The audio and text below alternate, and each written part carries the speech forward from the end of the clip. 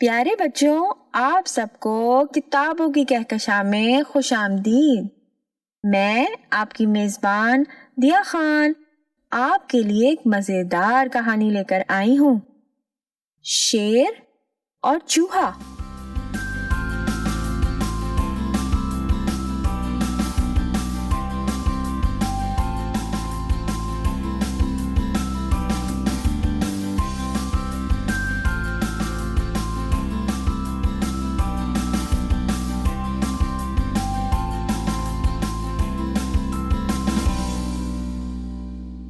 ایک شیر بھوکا بیٹھا تھا، اسے کوئی شکار نہ ملا تھا۔ کہیں سے ایک چوہا آ نکلا۔ شیر نے جھٹ اسے پکڑ لیا اور لگا کھانے۔ چوہا تھا بڑا سیانا، شیر سے بولا، میں تو ایک ننھا سا چوہا ہوں، آپ کا ایک نوالا بھی تو نہیں بن سکتا، مجھے چھوڑ دیجیے، میں کبھی نہ کبھی آپ کے کام آؤں گا۔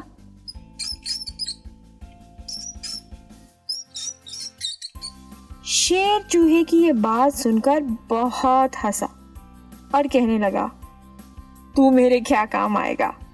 اچھا جا، میں تجھے چھوڑ دیتا ہوں۔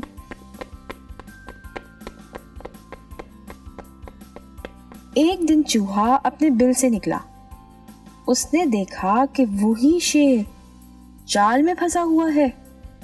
جھٹ اچھلتا ہوا جال کے پاس پہنچا اور اپنے تیز دانتوں سے جال کترنے لگا۔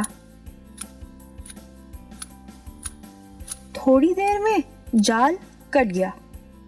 شیر جال سے باہر نکل آیا، خوش ہو کر کہنے لگا، میاں چوہے، سچ مچ آج تم میرے کام آئے۔